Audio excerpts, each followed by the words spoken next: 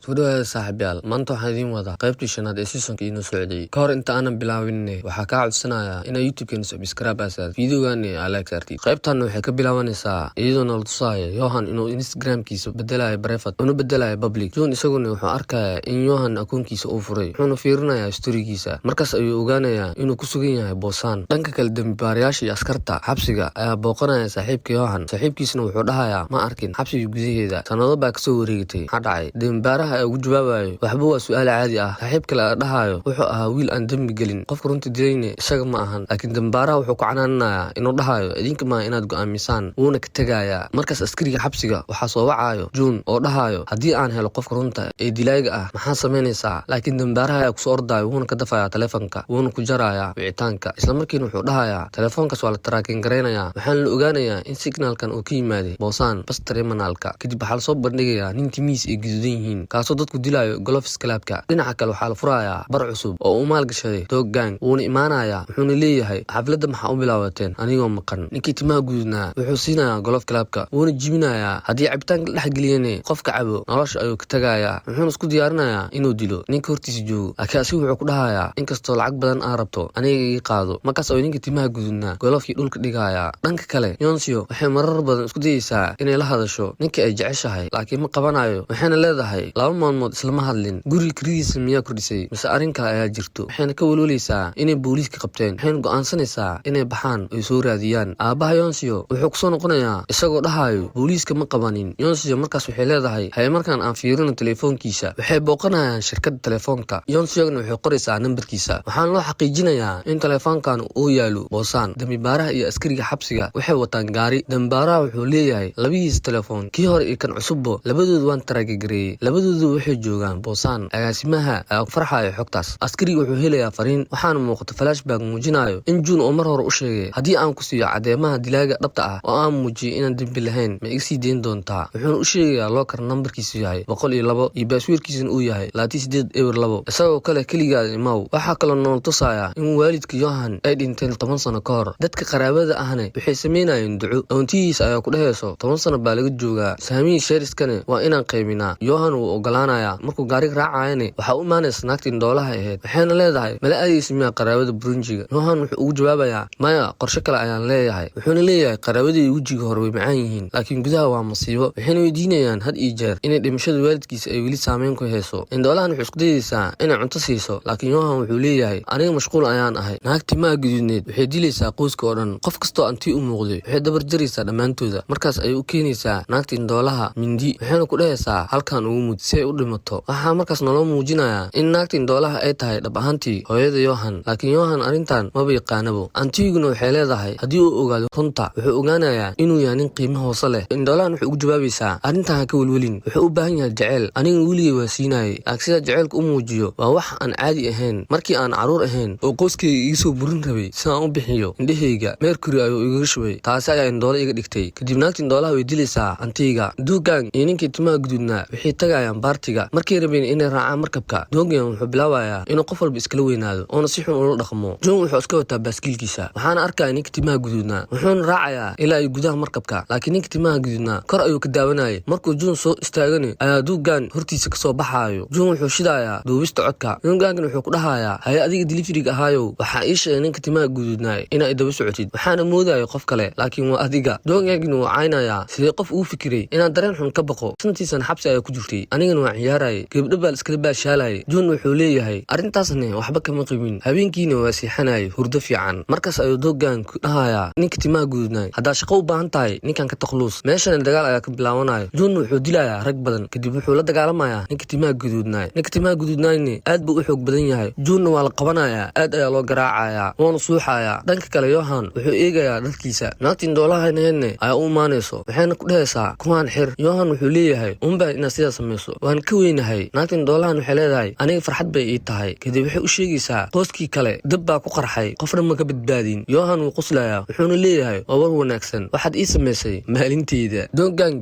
wuu soo wacayaa Johan wuxuuna leeyahay refund isii. John waan qabtay. Johan okay dhib ma laha ayuu dhahayaa. markuu telefoonka dhigani wuxuu leeyahay finalka aad ayuu caaj badan yahay wax badan ayaan ka filayay. Johanna wuu sii quslayaa wuu baxayaa. John wuxuu ku xiran yahay qol markab ka mid ah. Dogkinne isna wuxuu la baashaalayay laba gabdhood wuxuuna leeyahay waxaan qabtay aan dili doono taasina waa kaftan fiican ayuu dhahayaa laakiin gabdhaha waxay dhahayaan waxaas anaga ma rabna niyow shuubin baa rabnaa dhinaca kale Yeonseok iyo Yeonbi waxay ku daba socdeen raadka June ilaa ay boosaan imaanayeen markay imaadeenna waxay arkayaan booliis hortooda taagan Yeonseok waxay leedahay maxaa had sameynaa Yeonbi waxay leedahay aniga waxaan fiirinayaa dhankan kale adigana dhismahan fiiri dhanka kale Yeonseok ayaa raadinayay June niktimaa gudunayne wuxuu maqlayaa seeriga booliiska wuxuu arkayaa dambaaraha oo soo galay dambaarahan wuxuu leeyahay wax badan baa ka ogahay fadlan oo ogolaaw inaan baaro dhismahan dambaaraha wuxuu bilaabayaa inuu baaro Dokin wuxuu dilayaa gabdhihii isagoo dhahaya idinku waxaad tihiin qashin wuxuuna leeyahay aniga dili doono isagana markaas ayaa wicitaan ugu imaanayo dhanka ninkii timaha gududnaa wuxuuna leeyahay booliis badan ayaa meesha yimaaday hadilin Dokin wuxuuna ugu jawaabayaa yaa ka cabsada aniga Dokin asagoo qaawan oo u socdo ayuu ku jeesanayaa markabka oo June ku xirnaa dhanka kale Yeonseok wuxuu arkayaa waardiye taagan markabka banaankiisa laakiin gabar ayaa timaaday oo meesha kuma tageysay waardiyahan wuxuu bilaabayaa inuu gabadha qabto marka Yeonseok gudaha u soo galane markabka wuxuu arkayaa teeb iyo calaamado dagaal wuxuuna meesha ka weynayaa June waxaana la ogaanayaa in Yeonseok badbaadiyo June labada askarina way soo baxayaan askariga xabsilaane wuxuu arkayaa ninkan oo sii wada June wuxuuna leeyahay ma bixi kartid Yeonseok wuxuu leeyahay fadlan iska sii daa inuu baxo laakiin askariga wuxuu leeyahay Yeonseok naftaada ka fikir iyo nafta gabadhaada dambaaraha ayaa soo galayo wuxuuna leeyahay hadda ayaa xiisaha dhabta